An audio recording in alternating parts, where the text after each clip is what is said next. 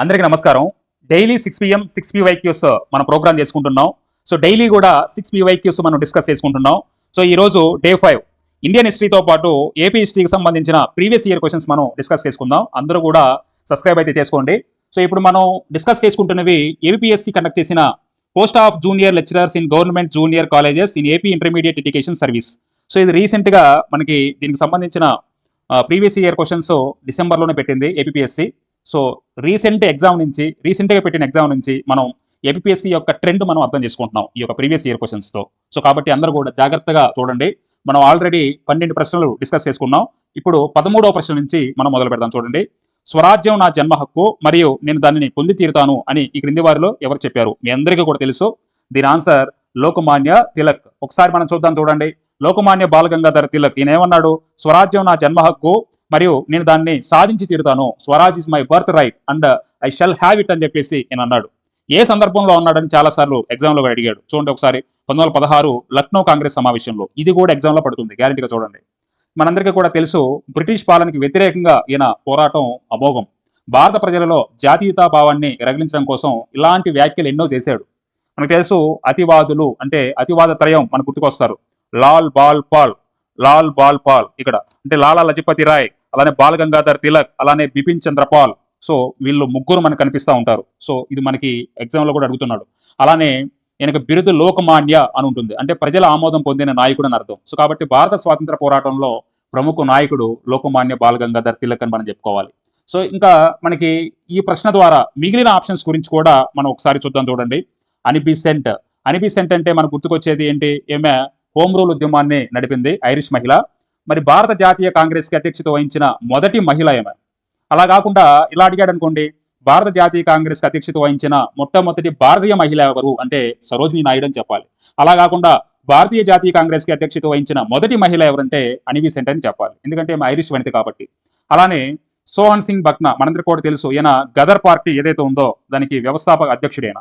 అలానే రహమత్ అలీ, ఈయన పాకిస్తాన్ పేరుని సూచించిన వ్యక్తి. సో కాబట్టి మిగిలిన ఆప్షన్స్ గురించి కూడా మనం నేర్చుకుందాం. సరే చూడండి, 14వ ప్రశ్న. జూన్ 1917లో బ్రిటిష్ వారి చేత అరెస్ట్ కాబడి సెప్టెంబర్ 1917లో విడుదలైన వారు ఎవరు? సో ఇక్కడ చూడండి, మనకి ఇక్కడ కన్ఫ్యూజ్ అవుతారు. బాలగంగాధర్ తిలక్ అనిబిసెంట్. సో దీని ఆన్సర్ ఏంటంటే అనిబిసెంట్. ఒకసారి మనం చూద్దాం. చూడండి, అనిబిసెంట్ ఏమే హోమ్ రూల్ ఉద్యమ సమయంలో అరెస్ట్ కాబడింది. సో హోమ్ రూల్ ఉద్యమం నడిపింది ఏమి కూడా ఏమే ఆ టైంలో అరెస్ట్ కాబడింది. ఎప్పుడు? జూన్ 1917లో. సో బ్రిటిష్ ప్రభుత్వం చేత ఊటీలో అరెస్ట్ కాబడింది ఏమే. సో తర్వాత ఈమె అరెస్ట్ కాబడిన తర్వాత దేశవ్యాప్తంగా నిరసనలు వచ్చాయి, ఎందుకు అరెస్ట్ చేశారామని అని చెప్పేసి. సో దీనికి వ్యతిరేకంగా దేశవ్యాప్తంగా నిరసనలు రావడం ద్వారా బ్రిటిష్ వాళ్ళు చేసేది ఏమి లేక మళ్ళీ విడుదల చేశారు. ఎప్పుడు విడుదల చేశారంటే 1917 సెప్టెంబర్లో విడుదల చేశారు. అనిబిసెంట్ గురించి మనం ఇది నేర్చుకోవాలి. ఇప్పుడు మనం ఇక్కడ బాలగంగాధర్ తిలక్ వచ్చాడు, అలానే అనిబిసెంట్. వీళ్ళిద్దరు కామన్గా వీళ్ళిద్దరి నుంచి మనం కామన్గా నేర్చుకోవాల్సింది ఏంటంటే హోమ్ రూల్ ఉద్యమం వీళ్ళిద్దరు కూడా నడిపారు. కానీ వీళ్ళు నడిపింది వేరువేరుగా డిఫరెంట్గా ఉంటుంది. చూడండి, హోమ్ రూల్ ఉద్యమం మనకి ఏ సంవత్సరంలో నడపబడిందంటే 1916. సో చాలా చాలా ఇంపార్టెంట్. ఈ బాలగంగాధర్ తిలక్ స్థాపించిన హోమ్ రూల్ లీగ్ ఎప్పుడంటే ఏప్రిల్ 1916. ఎక్కడ ఉద్యమ కేంద్రం ఎక్కడంటే పూణే బేస్డ్ అనమాట. పూణే, మహారాష్ట్రలోనే పూణే, అక్కడ ఉద్యమ కేంద్రంగా నడపబడింది. అనిబిసెంట్ కూడా హోమ్ రూల్ లీగ్ స్థాపించింది, కానీ ఎప్పుడు స్థాపించింది? సెప్టెంబర్ 1916. డిఫరెంట్ చూడండి ఒకసారి.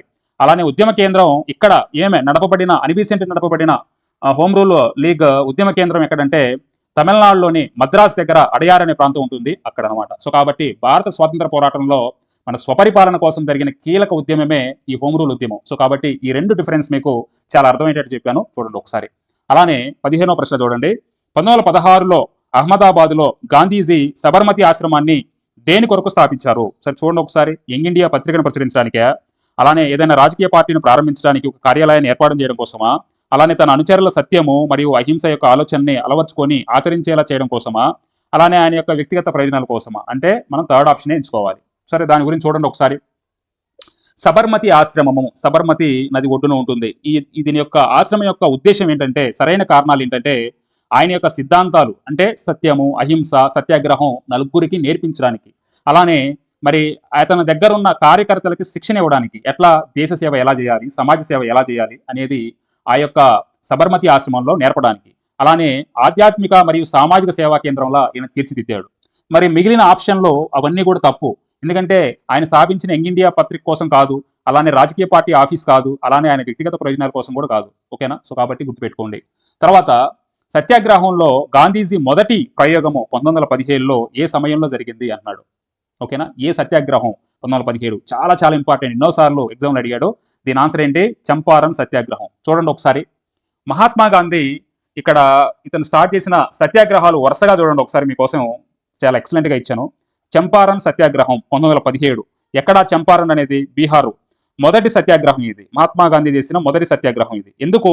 తీన్ కతియా పద్ధతి అంటే భూమిలో 3/20 వంతు నీలిమందు పండించండి అని ఒత్తిడి తీసుకొచ్చారు బ్రిటిష్ ప్రభుత్వం. అందుకని అక్కడ రాజ్ కుమార్ శుక్లా అనే రైతు మన మహాత్మా గాంధీని ఆహ్వానించాడు, ఇక్కడికి వచ్చి సత్యాగ్రహం చేయండి రైతుల తరపున అని చెప్పేసి అన్నాడు. సో కాబట్టి అహింసా పోరాటము విజయం ఇక్కడ ఈయన చవి చూశాడు. చంపారన్ వ్యవసాయ చట్టము 1918 అనేది బ్రిటిష్ ప్రభుత్వం చేసిందనమాట.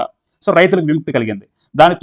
దాని తర్వాత చంపారన్ సత్యాగ్రహం తర్వాత అహ్మదాబాద్ బిల్లు సమ్మె 1918 మొదటి నిరాహార దీక్ష, మిల్లు కార్మికుల వేతనాల పెంపు కోసం ఆయన చేశాడు మొదటి నిరాహార దీక్ష.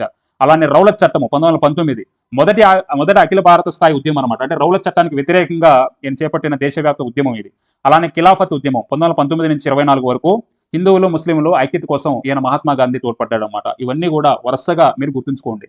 అలానే 17వ ప్రశ్న, ఆంధ్రప్రదేశ్ నుంచి ప్రచురితమైన కింది వార్తాపత్రికల్లో స్వదేశీ ఉద్యమాన్ని గొప్ప ఉత్సాహంతో సమర్థించి మరియు విదేశీ వస్తువుల్ని బహిష్కరించాలని సూచించిన పత్రిక ఇది. చాలా చాలా ఇంపార్టెంట్ మనకి ఏపీ హిస్టరీలో. దీని ఆన్సర్ ఏంటంటే చూడండి ఒకసారి. సమాజ్, స్వదేశీ మిత్రన్, కృష్ణా పత్రిక, నవజీవన్. చాలా మంది కన్ఫ్యూజ్ అవుతారు. సమాజ్ అనేది అసలు పత్రికే కాదు. మరి వీటిలో ఏమై ఉంటుందంటే కృష్ణా పత్రిక. సో దీని గురించి చూద్దాం చూడండి ఒకసారి. సో కృష్ణా పత్రిక మనకి 1902 మచిలీపట్నం అంటే బందరు, ఆనాటి కాలంలో బందరు. సో అక్కడ ఇది స్థాపన జరిగింది. మరి కొండా వెంకటప్పయ్య గారు స్థాపించడం జరిగింది. అలానే దీని ఆన్సర్ ఇదే అండి, కృష్ణా పత్రిక. మరి మిగిలిన పత్రికల గురించి కూడా మనం చూద్దాం చూడండి ఒకసారి. స్వదేశీ మిత్రన్ ఇది తమిళనాడు నుంచి వెలువడేది. దీని స్థాపకుడు జి సుబ్రహ్మణ్య అయ్యర్. సో ఇది దీని గురించి. అలానే నవజీవన్, సో గాంధీజీ స్థాపకుడు నవజీవన్. సో గుజరాతీ భాషలో ఈయన మరి దీన్ని వెలువరించేవాడు. ఇది మనం గుర్తుపెట్టుకోవాలి. నెక్స్ట్ 18వ ప్రశ్న, 1937లో జవహర్లాల్ నెహ్రూ ఇలా రాశారు. ఏమని రాశాడంట? భారతదేశం కూడా ఆమెను గుర్తుంచుకొని ఆమెను గౌరవించే ఒక రోజు వస్తుంది, ఆయన ఎవరి గురించి ఇలా అన్నారు, ఈ వ్యాఖ్య చేశాడని ఎగ్జామ్లో అడిగాడు. సో ఎవరి గురించి చూడండి ఒకసారి, గెస్ చేయండి. సరోజిని నాయుడా, లేకపోతే రాణి గైడెన్లియో, అలానే అనిబిసెంటా, లేదా బికాజీ కామానా. సో దీని ఆన్సర్ ఏంటంటే రాణి గైడెన్లియో. సో గుర్తుపెట్టుకోండి, చాలా చాలా ఇంపార్టెంట్. రాణి గైడెన్లియో ఏ ప్రాంతానికి చెందిన స్వాతంత్ర సమరయోధులు అంటే నాగాలాండ్. గుర్తుపెట్టుకోండి. సేమ్ 13 ఏళ్ల వయసులోనే స్వాతంత్ర పోరాటంలోకి ప్రవేశించింది. బ్రిటిష్ వారికి వ్యతిరేకంగా లోకల్గా హెరాకా అనే ఒక గెరిల్లా ఉద్యమంలో చేరింది.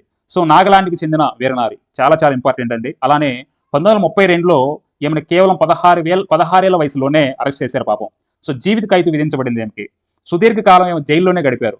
సో అలాంటి టైంలో 1937లో ఈ షిలాంగ్ జైల్లో ఈమె అరెస్ట్ చేసి అక్కడ ఉంటే, షిలాంగ్ జైల్లో ఉంటే జవహర్లాల్ నెహ్రూ ఆమెను కలిశాడు అన్నమాట. కలిసి ఆమె గురించి మొత్తం కూడా తెలుసుకొని నెహ్రూ ఆమెని డాటర్ ఆఫ్ ది హిల్స్, ఎందుకంటే ఈమె నాగాలాండ్కి చెందిన వనిత, నాగాలాండ్. సో కాబట్టి డాటర్ ఆఫ్ ద హిల్స్ అని అభివర్ణించి ఆమెకి రాణి అనే బిరుదు ఇవ్వడం జరిగింది. రాణి, అందుకని రాణి గైడెన్లియో అంటారు. రాణి అనేది బిరుదు.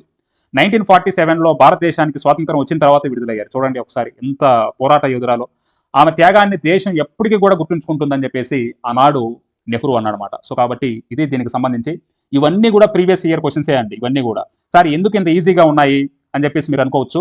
రీసెంట్గా డిసెంబర్ 2025లో ఏపీఎస్సీ నిర్వహించిన పరీక్షలో ఇవన్నీ కూడా చూడండి. స్వరాజ్యం నా జన్మ హక్కు, లోకమాన్య తిలక్. అలానే 1917లో అరెస్టు, 1917 సెప్టెంబర్లో విడుదలైన వారు అనిబిసెంట్. అలానే ఇక్కడ 1916 అహ్మదాబాద్ గాంధీజీ సమరమతి ఆశ్రమాన్ని ఎందుకు స్థాపించాడు. అలానే నెక్స్ట్ సత్యాగ్రహం, గాంధీజీ మొట్టమొదటి ప్రయోగం 1917లో చంపారన్ సత్యాగ్రహం. అలానే మరి ఆంధ్రప్రదేశ్ నుంచి వెలువడిన ప్రచురితమైన విదేశీ వస్తువులను బహిష్కరించాలని సూచించిన పత్రిక ఇది, కృష్ణా పత్రిక. ఇవన్నీ నేరుగా మీకు ఇలా కూడా చూపించవచ్చు, కానీ స్లైడ్స్ రూపంలో మీకు అందంగా తీర్చిదిద్దాలని మీకు ముందుగా అలా చెప్పాను. ఇలా అయితే మీకు ఇక్కడే సరైన ఆన్సర్ ఇక్కడ కనిపిస్తూనే ఉంది. దీనివల్ల ఏంటి, వెంటనే మీరు గెస్ చేయలేరు. అందుకనే మీకు స్లైడ్స్ రూపంలో వివరిస్తున్నాను.